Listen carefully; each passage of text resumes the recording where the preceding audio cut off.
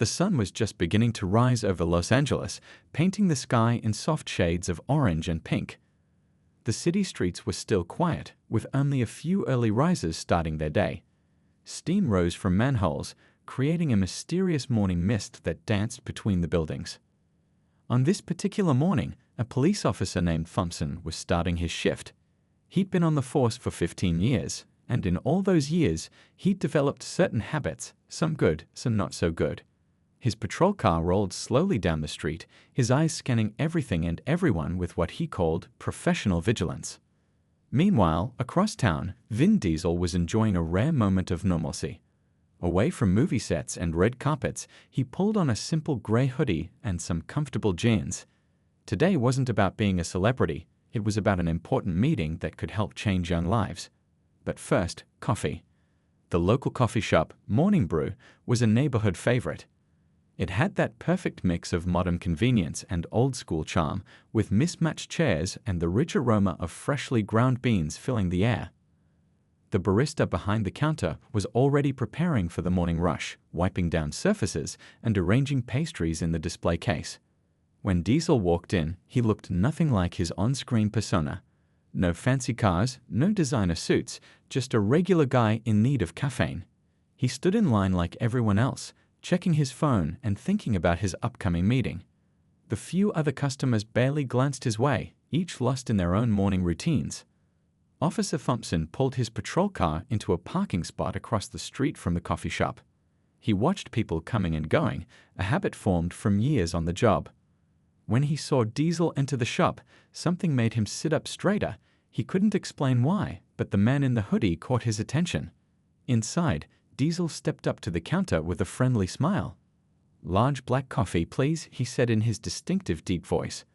The barista nodded, not recognizing the famous actor behind the casual attire. That was exactly how Diesel wanted it, just a normal morning, a normal coffee, before an extraordinary day. Thompson watched through the coffee shop window, his training telling him to observe, but his prejudices coloring what he saw. In his mind, the man in the hoodie was acting suspicious, though if pressed, he couldn't have explained exactly how. The officer had received complaints before about jumping to conclusions, but old habits die hard. As Diesel waited for his coffee, he chatted briefly with another customer about the weather.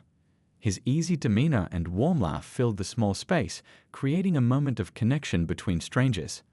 The barista called out "large black," and Diesel stepped forward to collect his drink, leaving a generous tip in the jar. Thompson's hand moved to his radio, then stopped.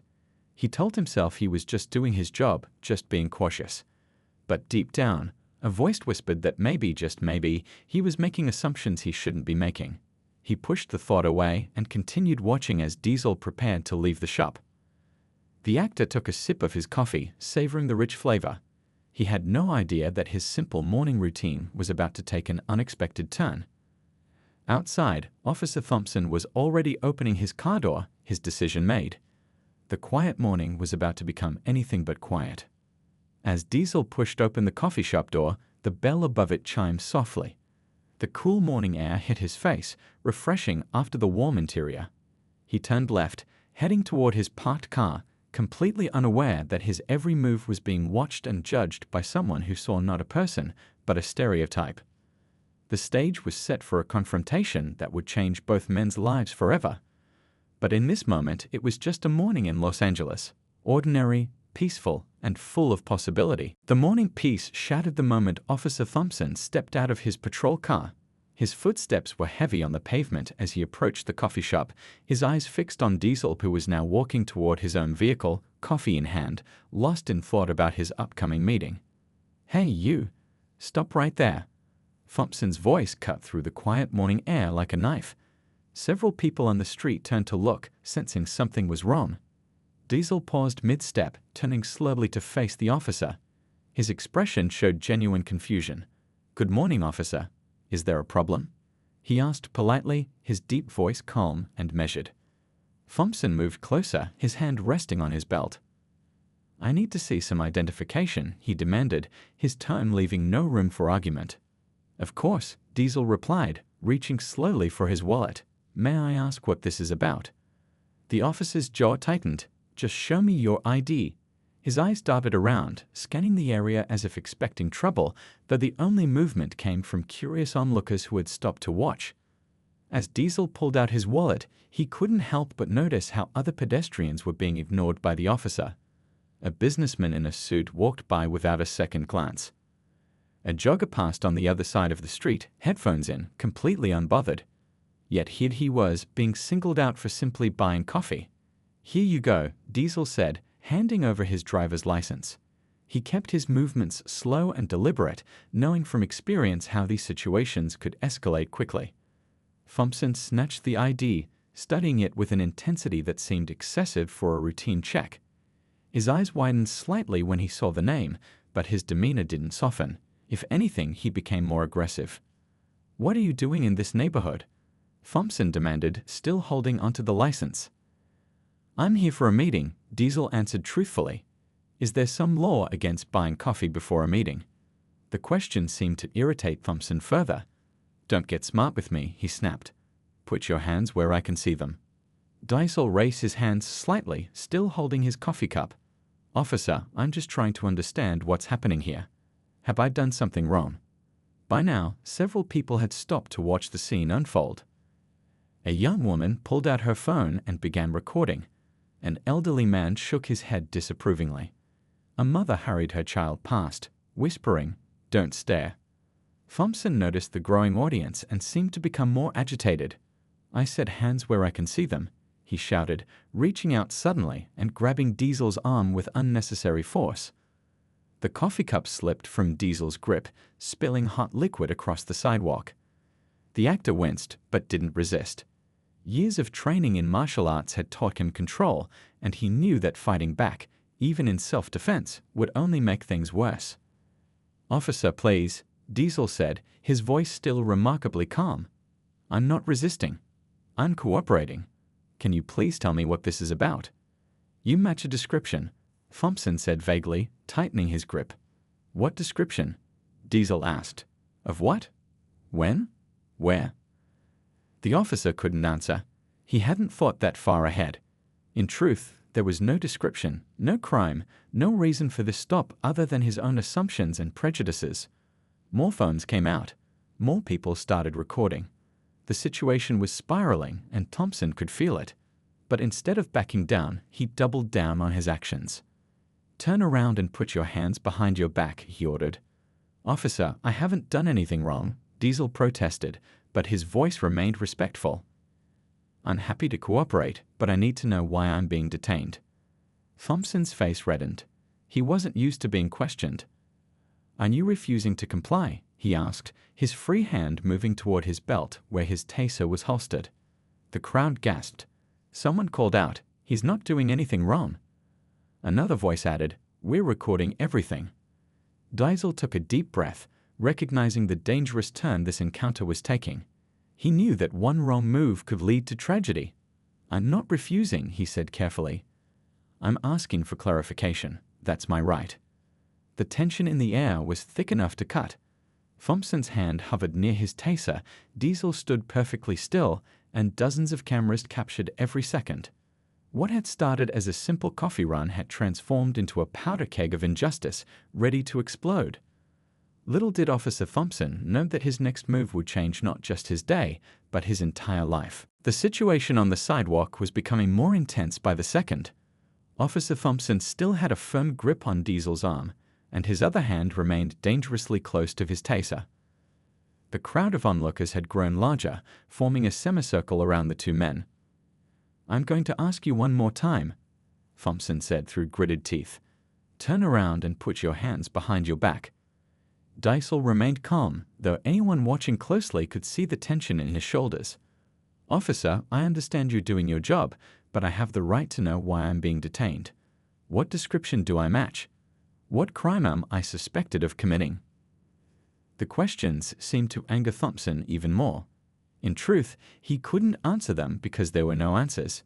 He had stopped Diesel based on nothing more than a feeling, a prejudiced assumption that had no basis in fact. "You're being difficult," Thompson accused. "That's suspicious behavior right there." A voice from the crowd called out, "Asking questions isn't a crime." Another person added, "He's being totally respectful." Thompson's eyes darted to the crowd, then back to Diesel. Sweat was beginning to form on his forehead despite the cool morning air. He knew he was being recorded from multiple angles, but pride and stubbornness kept him from backing down. "Get on the ground," Thompson suddenly shouted, pulling his taser from its holster. "Get on the ground now." Gasps erupted from the crowd. Several people stepped back in fear while others moved closer, their phones held high to capture every moment. Diesel's heart was pounding, but his voice remained steady. "Officer, please. I'm not a threat.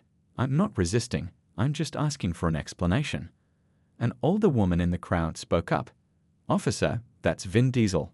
The actor. He's not a criminal." Thompson barely glanced at her. "Man, stay back. This doesn't concern you."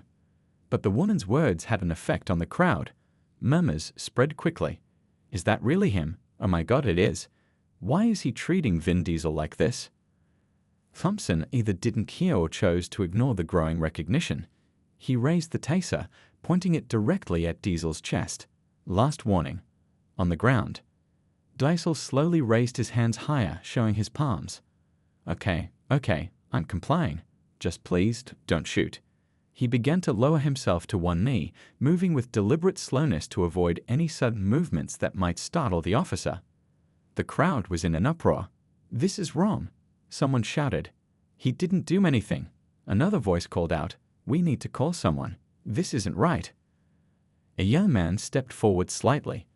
"Officer, I've been here the whole time." "This man just bought coffee. That's all he did. Please put the taser away." "Step back." Thompson barked at the young man. "Everyone step back or I'll arrest you for interfering." The threat worked. The crowd moved back a few steps, but they didn't disperse. If anything, more people were gathering, drawn by the commotion. Traffic was beginning to slow as drivers craned their necks to see what was happening. Diesel was now on both knees, his hands still raised. The indignity of the position wasn't lost on him, but he knew that survival was more important than pride. "Officer, I'm doing what you asked. Please, can we talk about this calmly?" Thompson's radio crackled to life. "Unit 247, what's your status?" "We're getting multiple calls about a disturbance at your location." The officer grabbed his radio with his free hand, keeping the taser trained on Diesel. "This is 247. I have a suspect detained. Possible 10 to 66. The code meant suspicious person." "Copy that, 247. Backup is en route." The news that more police were coming seemed to embolden Thompson. "You hear that? Backup's coming. So you better start cooperating fully." "I am cooperating," Diesel replied, still on his knees. "I've been cooperating this entire time." A siren wailed in the distance, growing louder. The crowd was buzzing with anger and disbelief. Several people were now live-streaming the incident on social media. Comments were pouring in from viewers around the world, many recognizing the famous actor and expressing outrage at his treatment. The coffee shop manager had come outside, wringing her hands nervously. "Officer, please," she called out. "That man is a regular customer. He comes in all the time. He's never caused any trouble." Thompson ignored her, his focus entirely on Diesel. The approaching sirens were getting louder. The crowd was getting bigger. The phones kept recording.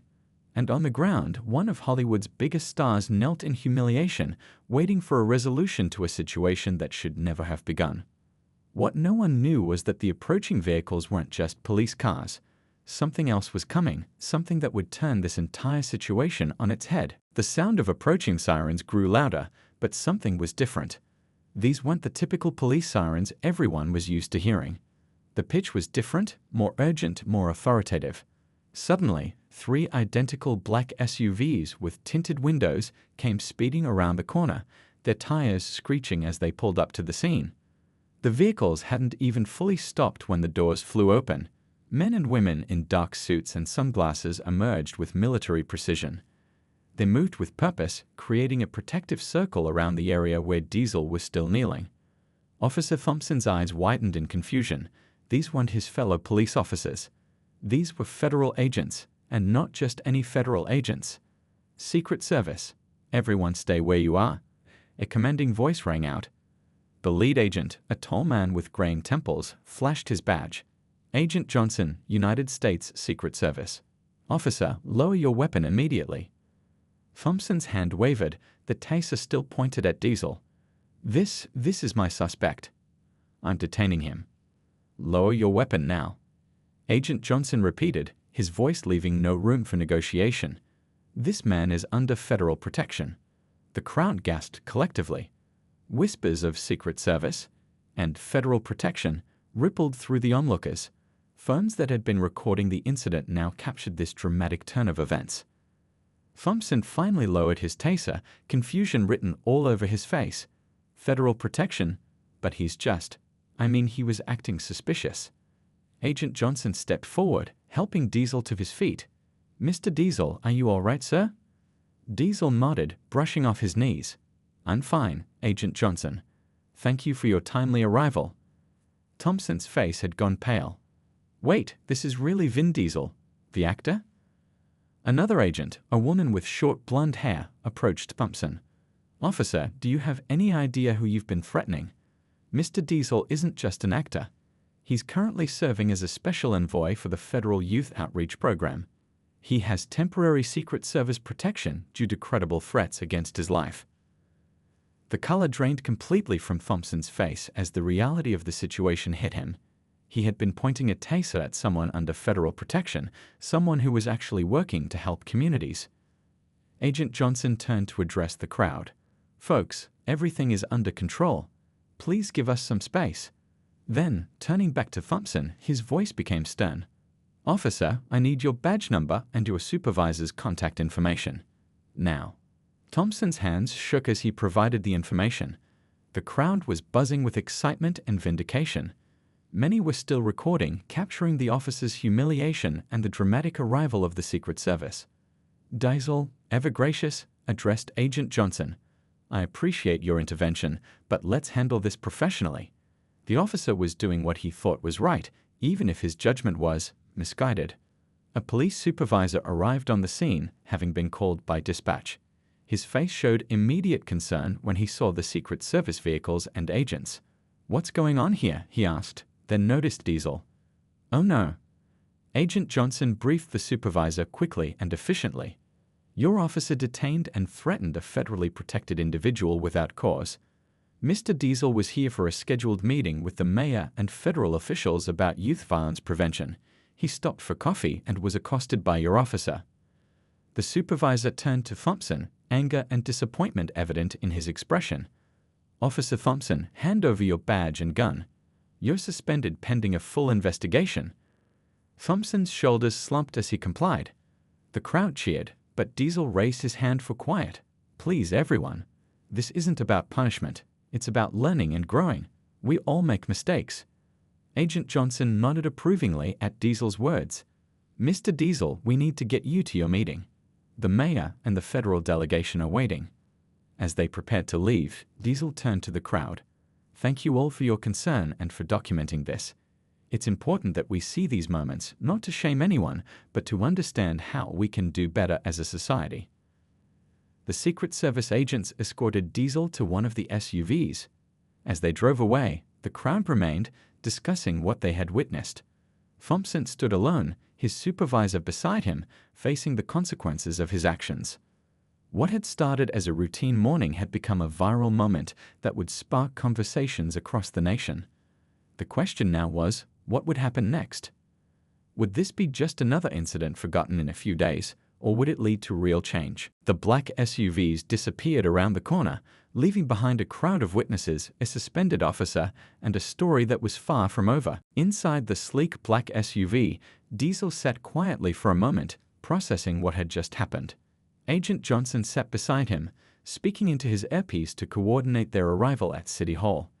The other agents followed in the vehicles behind them, maintaining their protective formation. Mr. Diesel, are you sure you're all right? Agent Johnson asked, genuine concern in his voice. We can postpone the meeting if you need time to recover from that incident. Diesel shook his head. No, this meeting is too important. But thank you for asking. He paused, then added, actually, what just happened makes this meeting even more relevant. As they drove through the city streets, news of the incident was already spreading like wildfire. Social media was exploding with videos and commentary. News vans were racing toward the coffee shop, hoping to interview witnesses. The story was going viral in real time. At City Hall, the mayor stood waiting on the steps, surrounded by federal officials and community leaders. They had been preparing for a different kind of meeting, one about youth programs and gang prevention. Now, they were about to get a real-life example of why their work was so crucial. The SUVs pulled up and Diesel emerged, straightening his clothes. Despite the morning's ordeal, he carried himself with dignity. The mayor stepped forward, concern etched on her face. "Mr. Diesel, we just heard what happened. Are you all right? Do you want to reschedule?" Diesel smiled warmly. "Actually, Madam Mayor, I think we should use this moment. Let's make this meeting public. The community needs to see this." Within an hour, the planned private meeting had transformed into a public press conference. The City Hall steps were crowded with reporters, community members, and officials. Camera crews jostled for position as Diesel stepped up to the microphone. "Good morning," he began, his deep voice carrying across the crowd. "Many of you have probably seen or heard about what happened to me this morning. But what you might not know is why I'm really here in your city." He paused, looking out at the sea of faces. "I'm not just here as an actor. I'm here as a special envoy for a federal program that works to prevent youth violence and gang recruitment. For the past 2 years, I've been working with community leaders across the country to create safe spaces for young people." Murmurs of surprise rippled through the crowd. This was news to almost everyone. "The reason I have Secret Service protection isn't because I'm a celebrity," Diesel continued. "It's because our work has made us targets. Gang leaders don't want us succeeding. They don't want young people to have alternatives to street life." The mayor stepped forward. "What many don't know is that Mr. Diesel has personally funded 3 community centers in our city. He's been working behind the scenes, without publicity, to make real change." A federal official added, "The program Mr. Diesel represents has helped reduce youth gang involvement by 40% in pilot cities. His dedication goes far beyond writing checks. He's on the ground, meeting with kids, listening to their stories." Diesel nodded. "Which brings me to this morning's incident. What happened to me happens to young people in our communities every day. They're judged, stereotyped, and treated as suspects simply because of how they look or where they're from." The crowd was silent, hanging on every word. Officer Thompson didn't see Vin Diesel the actor, or the special envoy, or the community advocate. He saw what he expected to see based on his own biases, and that's exactly what we're fighting against in our youth programs. Reporters began shouting questions. Diesel raised his hand for quiet. "I don't want Officer Thompson fired or publicly shamed. I want him to join our program. I want him to meet the kids we work with. I want him to understand why his actions this morning were so harmful." The revelation stunned everyone. Instead of seeking revenge, Diesel was offering education and understanding. "Change doesn't come from punishment alone," Diesel continued. "It comes from opening our eyes and hearts. It comes from being willing to confront our own prejudices and grow beyond them." Behind him, city officials nodded in agreement. The police chief, who had arrived during the speech, stepped forward. "Mr. Diesel, on behalf of the department, I apologize for what happened, and I accept your offer. We'll make sure Officer Thompson and others participate in your program." The crowd burst into applause. What had started as an incident of bias and misunderstanding was transforming into an opportunity for real change. As cameras flashed and reporters scribbled notes, Diesel concluded, "This morning, I was just a man buying coffee who was judged unfairly. But together, we can make sure fewer people face that same judgment tomorrow." The press conference ended, but the conversation was just beginning. Across the city, across the country, people were talking about bias, about judgment, and about the power of choosing understanding over anger. The next morning, Officer Thompson sat alone in his small apartment, staring at his badge and gun on the coffee table. They had been taken from him yesterday, and now he faced an uncertain future. His phone hadn't stopped buzzing with messages, some supportive, many critical. The incident had made national news. He clicked on the TV, and there was his face on every channel. News anchors discussed the incident, analyzing every angle. Social media was even worse. The video had millions of views, and the comments section was brutal. At police headquarters, the chief of police was holding an emergency meeting. "This incident has damaged our relationship with the community," he said to the gathered officers. "But Mr. Diesel has offered us an unexpected opportunity." He explained Diesel's proposal. Instead of pursuing legal action, the actor wanted Thompson to undergo intensive training and join the youth outreach program. The room buzzed with surprise. Effective immediately, the chief continued, "All officers will undergo bias recognition training. Officer Thompson will be the first." Back in his apartment, Thompson received a call from his supervisor. "Report to headquarters at 2 p.m. Your meeting with Mr. Diesel." Thompson's stomach churned. How could he face the man he had humiliated? What could he possibly say? That afternoon, Thompson arrived at headquarters wearing civilian clothes, a strange feeling after 15 years in uniform. He was led to a conference room where Diesel sat waiting, dressed casually in jeans and a button-down shirt. "Officer Thompson," Diesel stood and extended his hand. "Thank you for coming." Thompson hesitated, then shook the offered hand. "Mr. Diesel, I don't know what to say. I'm so sorry." Diesel gestured for him to sit. "Tell me something, officer. What did you see when you looked at me yesterday morning?" Thompson shifted uncomfortably in his chair. The question forced him to confront his own thoughts. I saw someone who didn't belong. Someone suspicious." "Why?" Diesel pressed gently. Thompson struggled with the answer. Because of how you looked. The hoodie, the way you..." He couldn't finish the sentence. "The color of my skin." Diesel completed the thought. Thompson nodded, shame coloring his face. "I've never admitted that before, not even to myself." Diesel leaned forward. "That's the first step. Acknowledging it. We all have biases. The question is what we do about them." Over the next hour, Diesel shared stories from his youth, times when he had been judged unfairly. Thompson listened, really listened, perhaps for the first time in his career. "I want you to meet some people," Diesel said finally. "Young people from this community who face what I faced yesterday, but every single day." The following week, Thompson began his journey of transformation. He attended community meetings, visited youth centers, and most importantly, listened to the stories of those he had previously viewed with suspicion. At one youth center, a teenager named Miguel approached him. "You're that cop from the video, right?" Thompson braced himself for anger, but Miguel continued, "It's brave of you to be here. To try to change." Those words hit Thompson harder than any criticism could have. These kids were willing to give him a chance. The department implemented new policies. Body cameras became mandatory. Community liaison positions were created, and Thompson became an unlikely advocate for change from within. 1 month later, at a community event, Thompson stood before a crowd wearing his uniform again, but this time as a speaker, not an enforcer. "A month ago, I made a terrible mistake," he began. "I judged a man based on appearance, not character. That man could have destroyed my career, could have sued the department. Instead, he offered me education and understanding." The crowd listened intently as Thompson continued. "I've learned that the badge doesn't make me better than anyone. It makes me responsible for everyone, and that responsibility includes checking my own biases." Diesel watched from the side, nodding approvingly. The chief of police stood nearby, proud of the transformation he was witnessing. After the speech, Thompson was surrounded by community members. Some thanked him for his honesty. Others shared their own experiences. The healing had begun. That evening, as Thompson drove home, he passed the coffee shop where it all began. He pulled over and went inside. The barista recognized him immediately. "Officer," she said cautiously.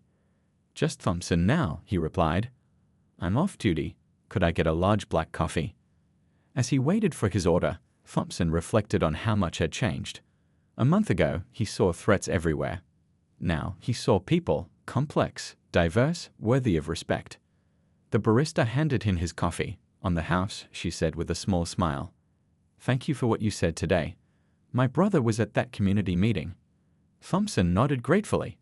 As he left the shop, he realized that true policing wasn't about power or control. It was about serving and protecting everyone, regardless of who they were or what they looked like. The journey wasn't over, it was just beginning. But for the first time in his career, Thompson felt like he was truly serving his community. 6 months had passed since that fateful morning at the coffee shop. The city had changed, and so had Officer Thompson, but the most remarkable change was the unlikely friendship that had developed between him and Vin Diesel. Today was special. The grand opening of the city's newest youth center, funded jointly by Diesel's foundation and the police department. The building stood proud in a neighborhood that had once been known for gang violence. Now it represented hope. Thompson arrived early, wearing his uniform with a new sense of purpose. He walked through the center, checking the basketball court, the computer lab, and the art studio. Everything was ready for the community. "Looking good, officer," a familiar deep voice called out. Diesel walked in, dressed casually but carrying himself with the same dignity as always. "Mr. Diesel," Thompson smiled, genuinely happy to see him. "I still can't believe we made this happen." "We didn't make it happen," Diesel corrected. "The community did. We just helped." As people began arriving for the opening ceremony, Thompson noticed something remarkable. Young people who once would have avoided him now waved and called out greetings. Parents who had distrusted the police now stopped to chat. The invisible wall between law enforcement and community was crumbling. The ceremony began with the mayor cutting the ribbon, but the real highlight came when Thompson and Diesel took the stage together. 6 months ago, Diesel began, "Officer Thompson and I met under very different circumstances. Today, we stand here as partners in making our community better." Thompson stepped forward. "I used to think my job was to control the streets. Now I know it's to serve the people on them. This man," he gestured to Diesel, "taught me that lesson in the most powerful way possible, through forgiveness and understanding." The crowd applauded, many wiping away tears. In the audience sat the barista from the coffee shop, the young man who had tried to intervene that morning, and dozens of others who had witnessed the original incident. "But this isn't just our story," Thompson continued. "Look around this room. Former gang members now mentoring kids. Business owners providing job training. Teachers volunteering their time. This is what happens when we stop seeing each other as enemies and start seeing each other as neighbors." After the speeches, the center came alive with activity. Kids rushed to try out the new basketball court. Teenagers explored the recording studio. Parents signed up for job training programs. Thompson found himself surrounded by a group of young people, all eager to talk. "Officer T," one boy called out, using the nickname the kids had given him, "are you gonna coach our basketball team?" "If you'll have me," Thompson laughed. Across the room, Diesel was deep in conversation with former gang members who now worked as youth counselors. The transformation wasn't just Thompson's, it was the entire community's. As the day wound down, Thompson and Diesel found themselves alone in the center's main hall. The walls were covered with murals painted by local artists, depicting scenes of unity and hope. "You know," Thompson said, "I never properly thanked you, not just for giving me a second chance, but for showing me what real strength looks like. It's not about power, it's about lifting others up." Diesel nodded. "We all have moments that define us." That morning could have defined both of us in the worst way. Instead, we chose to make it define us in the best way. Outside, the sun was setting, casting a golden glow over the neighborhood. Children played in the safe streets, their laughter echoing off buildings that had once echoed with sirens. 6 months later, the story of the coffee shop incident had become legend, not as a tale of conflict, but as a story of transformation. Other cities began implementing similar programs. Other officers sought out bias training. The ripple effect continued to spread. Thompson now led the department's community outreach division. Diesel continued his work, but now with a powerful ally in law enforcement. Together, they proved that change was possible when people chose understanding over anger, education over punishment, and hope over fear. As Thompson drove home that evening, he passed the coffee shop where it all began. He smiled, remembering how a moment of prejudice had transformed into a movement of progress. The barista waved from the window, and Thompson waved back. Sometimes, the worst moments in our lives can become the catalyst for the best changes. All it takes is the courage to admit our mistakes and the wisdom to learn from them. The story that began with suspicion and fear had ended with trust and friendship, and in doing so, it had shown everyone that transformation is always possible, one person, one moment, one choice at a time.